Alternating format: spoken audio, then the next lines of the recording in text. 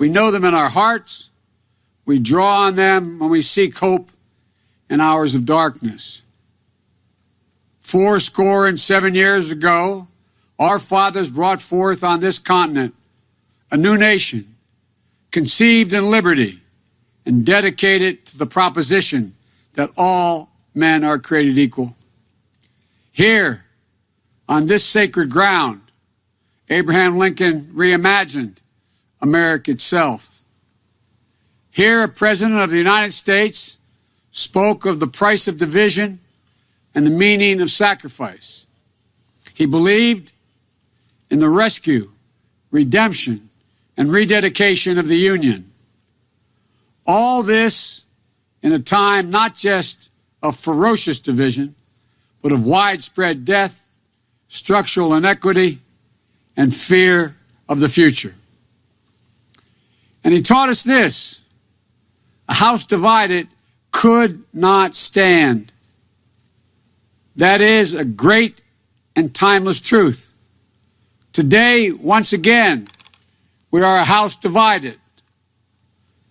But that, my friends, can no longer be. We are facing too many crises. We have too much work to do. We have too bright a future to have it shipwrecked on the shoals of anger and hate and division. As we stand here today, a century and a half later after Gettysburg, we should consider again what can happen when equal justice is denied, when anger and violence and division are left unchecked. As I look across America today, I'm concerned. The country is in a dangerous place. Our trust in each other is ebbing. Hope seems elusive. Too many Americans see our public life not as an arena for mediation of our differences, but rather they see it as an occasion for total, unrelenting partisan warfare. Instead of treating each other's party as the opposition, we treat them as the enemy. This must end. We need to revive the spirit of bipartisanship in this country, a spirit of being able to work with one another. When I say that, and I've been saying it for 2 years now, I'm accused of being naive. I'm told maybe that's the way things used to work, Joe, but they can't work that way anymore. Well, I'm here to tell you they can, and they must, if we're going to get anything done. I'm running as a proud Democrat, but I will govern as an American president. I'll work with Democrats and Republicans. I'll work as hard for those who don't support me as those who do. That's the job of a president, the duty to care for everyone. Refusal of Democrats and Republicans to cooperate with one another is not due to some mysterious force beyond our control. It's a decision. It's a choice we make. And if we can decide not to cooperate, we can decide to cooperate as well. That's the choice I'll make as president.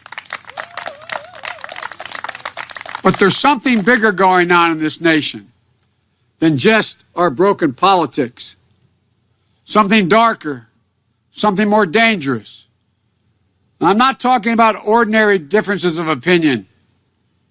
Competing viewpoints give life and vibrancy to our democracy. No, I'm talking about something different, something deeper. Too many Americans seek not to overcome our divisions, but to deepen them. We must seek not to build walls, but bridges. We must seek not to have our fists clenched, but our arms open. We have to seek not to tear each other apart, but seek to come together. You don't have to agree with me on everything, or even on most things, to see that we're experiencing today is neither good nor normal. I made the decision to run for president after Charlottesville. Close your eyes and remember what you saw. Neo-Nazis, white supremacists, and the KKK coming out of the fields with torches lighted, veins bulging, chanting the same anti-Semitic bile heard across Europe in the 30s. It was hate on the march, in the open, in America. Hate never goes away. It only hides.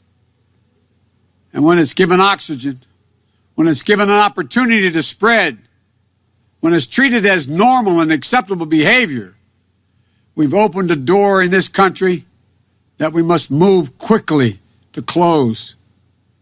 As president, that's just what I will do. I will send a clear, unequivocal message to the entire nation. There is no place for hate in America. It will be given no license. It will be given no oxygen. It will be given no safe harbor. In recent weeks and months, the country has been riled by instances of excessive police force, heart-wrenching cases of racial injustice and lives needlessly and senselessly lost, by peaceful protesters giving voice to the calls for justice, by examples of violence and looting and burning that cannot be tolerated. I believe in law and order. I've never supported defunding the police, but I also believe injustice is real. It's a product of a history that goes back 400 years, the moment when black men, women, and children first were brought here in chains. I do not believe we have to choose between law and order and racial justice in America. We can't have both. This is a nation strong enough to both honestly face systemic racism and strong enough to provide safe streets for our families and small businesses that too often bear the brunt of this looting and burning. We have no need for armed militias roaming America's streets, and we should have no tolerance for extremist white supremacy groups menacing our communities. If you say we should trust America's law enforcement authorities to do the job, as I do, then let them do their job without extremist groups acting as vigilantes. If you say we have no need to face racial injustice in the country, you haven't opened your eyes to the truth in America. There have been powerful voices for justice in recent weeks and months. George Floyd's 6-year-old daughter, who I met with, who looked at me and said in her small child's voice, "Daddy changed the world." Also, Jacob Blake's mother was another when she said, "Violence didn't reflect her son, and this nation needed healing." And Doc Rivers, the basketball coach, choking back tears when he said, "We're the ones getting killed. We're the ones getting shot. We've been hung." It's amazing why we keep loving this country, and this country does not love us back. I think about that. I think about what it takes for a black person to love America. That is a deep love for this country that has for far too long never been recognized. What we need in America is leadership that seeks to de-escalate tensions, to open lines of communications, to bring us together, to heal, to hope. As president, that's precisely what I will do. We paid a high price for allowing the deep divisions in this country to impact on how we deal with the coronavirus. 210,000 Americans dead, and the number's climbing. It's estimated that nearly another 210,000 Americans could lose their lives by the end of the year. Enough. No more. Let's just set partisanship aside. Let's end the politics and follow the science. Wearing a mask is not a political statement. It's a scientific recommendation. Social distancing isn't a political statement. It's a scientific recommendation. Testing, tracing, the development and ultimate approval and distribution of a vaccine isn't a political statement. It is a science-based decision. We can't undo what has been done. We can't go back, but we can do so much better. We can do better starting today. We can have a national strategy that puts politics aside and saves lives. We can have a national strategy that will make it possible for our schools and businesses to open safely. We can have a national strategy that reflects the true values of this nation. This pandemic is not a red state or blue state issue. This virus doesn't care whether you live or where you live, what political party you belong to. It infects us all. It will take anyone's life. It's a virus. It's not a political weapon. There's another enduring division in America that we must end. The division in our economic life that gives opportunity only to the privileged few. America has to be about mobility. It has to be the kind of country where an Abraham Lincoln, a child of the distant frontier, can rise to the highest office in the land. America has to be about possibilities. The possibility of prosperity. Not just for the privileged few, but for the many, for all of us. Working people and their kids deserve an opportunity. Lincoln knew this. He said that a country had to give people, and I quote, an open field and a fair chance. An open field and a fair chance. That's what we're going to do in the America we're going to build together. We fought a civil war that would secure a union that would seek to fulfill the promise of equality for all. And by fits and starts, our better angels have prevailed again just enough against our worst impulses to make a new and better nation. And those better angels can prevail again now. They must prevail again now. 100 years after Lincoln spoke at Gettysburg, the Vice President, Lyndon B. Johnson, also came here, and here's what he said. He said, "Our nation found its soul and honor in these fields of Gettysburg.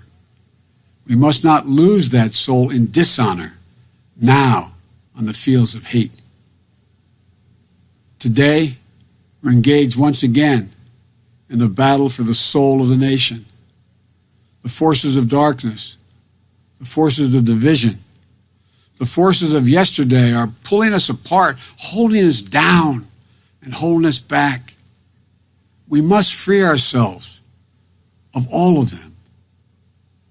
As president, I will embrace hope, not fear, peace, not violence, generosity, not greed, and light, not darkness. I'll be a president who appeals to the best in us, not the worst. I'll be a president who pushes toward the future, not one who clings to the past. I'm ready to fight for you and for our nation every day, without exception, without reservation, and with a full and devoted heart. We cannot and will not allow extremists and white supremacists to overturn the America of Lincoln and Harriet Tubman and Frederick Douglass, to overturn the America that has welcomed immigrants from distant shores, to overturn the America that has been a haven and a home for everyone, no matter their background. From Seneca Falls to Selma to Stonewall, we're at our best when the promised America is available to all. We cannot and we will not allow violence in the street to threaten the people of this nation. We cannot and will not walk away from our obligation to, at long last, face the reckoning on race and racial justice in this country. We cannot and will not continue to be struck in the partisan politics that lets us, this virus, thrive while the public health of this nation suffers. We cannot and will not accept an economic equation that only favors those who've already got it made. Everybody deserves a shot at prosperity. Folks, duty and history call presidents to provide for the common good. And I will. It won't be easy. It won't be easy. Our divisions today are long-standing. Economic and racial inequities have shaped us for generations. But I give you my word.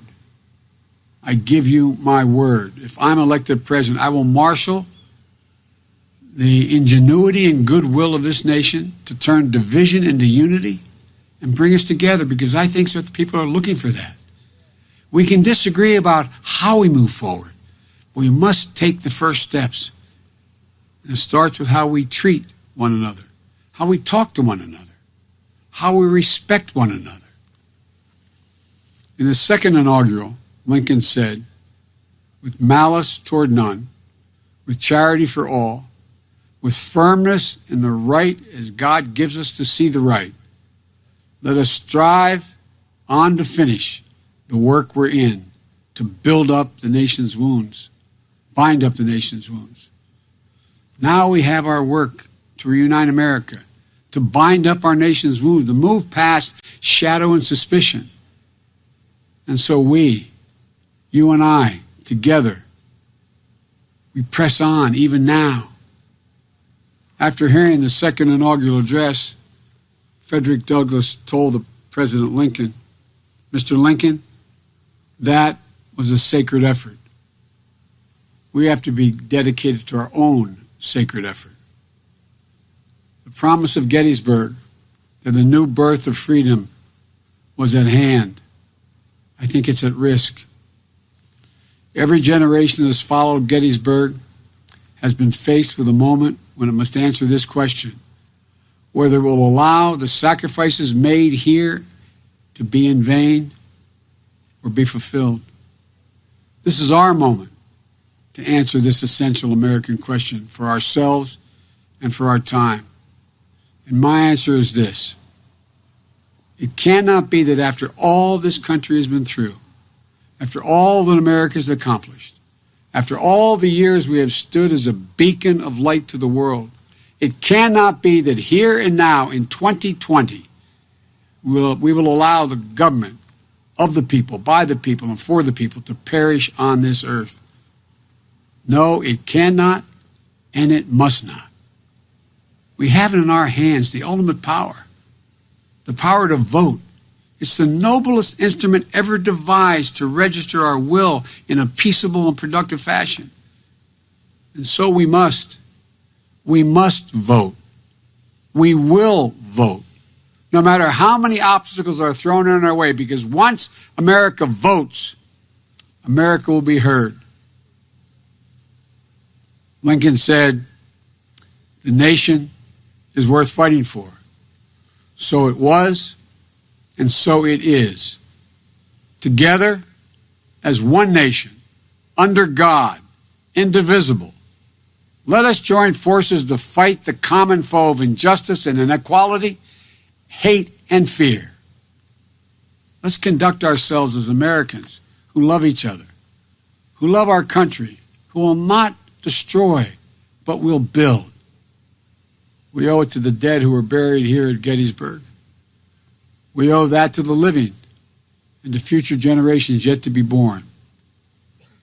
You and I are part of a covenant, a common story of divisions overcome and hope renewed. If we do our part, if we stand together, if we keep faith with the past and with each other, then the divisions of our time will give way to the dreams of a brighter, better future. This is our work. This is our pledge. This is our mission. And we can end this era of division.